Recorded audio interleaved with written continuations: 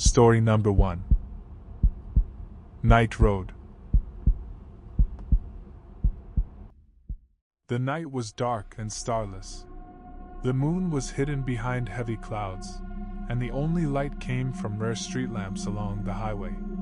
They didn't bring comfort. Instead, they seemed to highlight how endless the darkness really was. He was driving home after a long day at work. The clock on the dashboard showed 1:30 in the morning, and ahead of him stretched a lonely road through forests and empty fields. The steady hum of the engine and the quiet music in the speakers were his only company. Everything seemed normal, yet the longer he drove, the stronger he felt it. A strange tension, a heaviness in the air. It was as if the night itself was watching him with countless invisible eyes. At first, he thought it was just exhaustion. But then his phone lost signal. The glowing screen showed no bars, and his GPS froze, the arrow spinning in circles as if he weren't moving at all. And then he saw her. On the roadside stood a woman. A lonely figure, motionless, like a statue carved out of stone. Her long hair covered most of her face, her arms hanging limply at her sides. She wasn't waving, wasn't asking for help. She was simply standing there, staring. A shiver ran through him. Who in their right mind would be standing here, in the middle of the night, on a deserted stretch of road? He slowed down, his heart pounding harder with every passing second. The woman didn't move, didn't call out, but he felt as if she had been waiting just for him. He pulled over. She began to walk toward the car. Slowly. Her footsteps were almost silent, yet each one echoed unnaturally in the night. She leaned into the open window and asked softly, "Will you give me a ride?" Her voice was flat, lifeless, stripped of all emotion. Almost automatically, he nodded. She opened the door and got in. The moment she did, the temperature inside the car dropped. The air turned damp and heavy, as though he had driven into a cave. He glanced at her, and froze. Her dress was soaked through, dripping water onto the seat and floor mats. Droplets rolled down her pale arms. Her hair, wet and clinging, obscured her face. She sat perfectly still, hands resting on her lap, her gaze fixed straight ahead. She didn't blink. She didn't speak. It was like sharing the car with a shadow, not a person. The silence became unbearable. And then, at last, she spoke. "Do you know how many people have died on this road?" He forced a nervous laugh, trying to ease the tension. "Yeah, I've heard. Lots of accidents here." She turned her head toward him, slowly. Her voice dropped to a whisper. "I never made it home either." Coldness washed over him. Before he could react, she was gone. He whipped his head to the side. The seat was empty. No wet stains, no dripping water. Nothing. The car was dry, warm again, as if she had never been there at all. He gripped the steering wheel so tightly his knuckles turned white. "I'm just tired," he told himself. "I imagined it." But deep down, he knew better. He pressed harder on the gas pedal. The road stretched endlessly ahead. But then, something felt wrong. The scenery was repeating. The same trees. The same curve. The same road sign. Again and again. His GPS showed him circling in loops, bringing him back to the same spot. And then he saw her again. The same woman. Standing on the roadside. In the exact same place. Watching him. He drove past her without stopping this time. His chest tightened, breath ragged. And then he glanced into the rearview mirror. She was sitting in the back seat. Her wet hair hung down, strands clinging to her face. Water pooled beneath her as droplets slid from her soaked dress. Her eyes, black and empty, were locked onto him. He spun around, nothing there. The seat was empty. But in the mirror, she was still there. Her lips moved, and a whisper slid into his ears, cutting through the silence. "Why did you leave me?" he shouted, fumbling for his phone. Still no signal.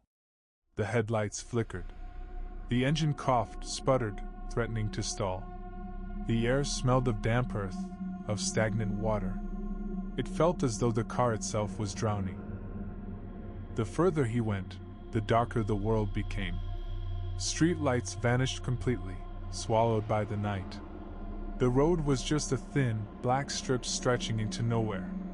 And then, in the rearview mirror, he saw more than just the woman. A man. A child. Both sitting in the back seat beside her. Their faces twisted, mouths open in silent screams. Their skin pale, lifeless. Their eyes hollow. More figures appeared. One by one, they crowded the car. Shadows of people, drenched in water, pressing close, whispering, groaning, reaching for him with cold, dripping hands. He realized the truth. He wasn't hallucinating. He had stumbled into something he couldn't escape. This was a road for the dead. A place where every soul that perished was doomed to remain forever. And he was next. His breathing was ragged, his mind racing. He slammed his foot on the accelerator. The car roared, the tires screeched, but then, everything stopped. The engine died. The headlights went out. The steering wheel locked in place. Silence. The passenger door creaked open on its own, and she slid back into the front seat beside him. This time, he saw her face clearly. Her skin was white as chalk stretched tight. Her eyes were black voids, bottomless, endless. She reached out, her icy hand closing over his trembling one. Her voice was no longer a whisper. It was everywhere, inside his head. "You're one of us now." His lungs froze. His last breath stuck in his throat. Darkness swallowed him whole. The next morning, a car was found in a ditch along that very road. The fuel tank was empty, the doors left wide open. But there was no driver. No trace of him at all. And to this day, drivers whisper about a woman in a wet dress seen on the roadside at night. She raises her hand, asking for a ride. And those who stop for her never return. Story number 2. The Summer of Shadows. The summer sun burned mercilessly. The asphalt shimmered, the air trembled from the heat, and the sky, without a single cloud, seemed endless and hostile. He had come to spend a week in the countryside, away from the noise of the city. An old wooden house, surrounded by fields and woods, belonged to his late uncle. For years, the place had stood abandoned, but he wanted peace, solitude, and perhaps a little nostalgia. The moment he arrived, though, unease set in. The house smelled of dust and old wood, but also of something faintly sour, unpleasant, as if someone had been there not long ago. As night fell, the air didn't cool. The heat clung to his skin, heavy and suffocating. He opened the windows, but instead of relief, only the sound of cicadas filled the house. And then, just before sleep, he thought he heard footsteps outside. Slow, heavy, circling the house. The next morning brought no comfort. The sun was already burning at dawn, the sky glowing red as if it had been set on fire. He went outside to fetch water from the well and noticed footprints in the dirt. Bare, long, strangely wide, as though left by someone who had been wandering in the night. They circled the house and disappeared into the tall grass. He tried to dismiss it. Maybe kids from the nearby village. But he couldn't shake the memory of those footsteps he had heard. Throughout the day, he felt watched. Every time he glanced toward the edge of the forest, he thought he saw movement. A figure slipping back into the shadows, vanishing the moment he focused. The sun was blinding, but in the corner of his eye, shadows seemed darker than they should be. That night, he locked every door. Yet around midnight he woke to the sound of whispering outside his window. The days grew hotter, unbearable. The air was so heavy that even breathing felt like a chore. Birds stopped singing. The fields, once alive with insects, had fallen into eerie silence. But the whispers didn't stop. They grew louder, clearer. He began to recognize words. "Come out, join us, come closer." On the third night, he gathered his courage and looked out the window. At the edge of the yard, illuminated by the moonlight, stood 3 figures. Tall, thin, unmoving.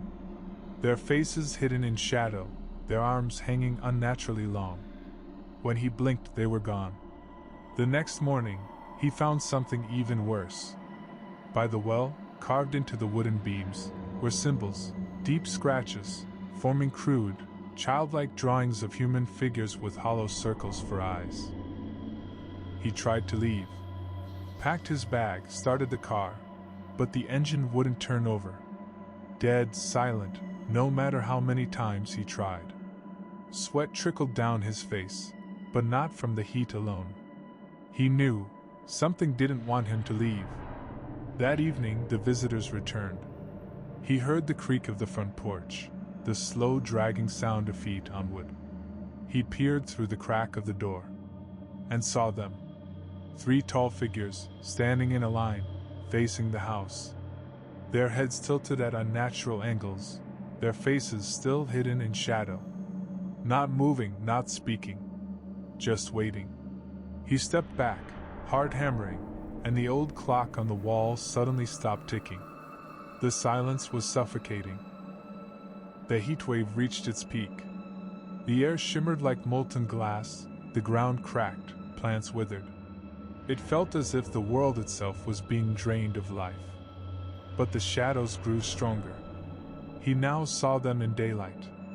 Figures standing among the wheat, in the forest, even reflected in the glass of his window. Always watching. Always waiting.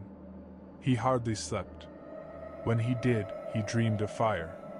The sky red, the earth blackened, and the figures surrounding him, whispering in voices like dry leaves. One morning, he woke to find ashes scattered across the floor of the house, though nothing had burned. And among the ashes lay more drawings, this time of him. Always him. Standing among the shadowed figures. On the 7th day, the air was so hot he could barely stand. The cicadas had gone silent. The entire countryside seemed dead. And then they came. Not 3 this time. Dozens.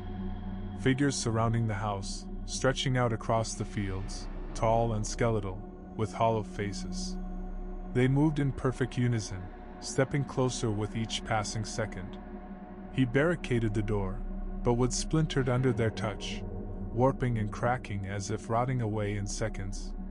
Through the broken boards, he saw their faces clearly at last. Skin stretched tight, eyes black and empty, mouths open in eternal screams. One of them reached through the gap, grabbing his arm with burning hot fingers. The heat was no longer natural. It was fire. It was the sun itself, alive inside these creatures. The last thing he heard before the world went black was a whisper, spoken by 1,000 voices at once. Summer never ends. The house was found weeks later, burned to its foundation. Nothing remained inside. No trace of him. And even now, on the hottest days of summer, villagers swear they see tall, thin shadows standing in the fields, waiting for the next soul to join them. Since then, even the bravest avoid the overgrown road leading to the house. People say the heat there is always stronger than anywhere else, the air thicker and heavier, and time itself seems to stand still. Some claim that at noon, if you look closely, you can see a mirage, the house still standing, intact, with its windows open and the door slightly ajar. But the moment you step closer, it vanishes, leaving only the smell of smoke and a bitter taste of ash in your mouth. Others tell stories of those who tried to spend the night in the nearby fields. None of them lasted until morning. Some fled in panic, muttering about Voices in the grass, while others never returned at all. They were never found. The elders of the nearest village say, "It's not the heat. It's not the sun. It's the souls that burn in that house. They are summer now. And when the heat becomes unbearable, when the air itself burns in your lungs, they emerge from the fields, tall, skeletal, with empty eyes. And they whisper, over and over, in 1,000 voices at once. Summer never ends.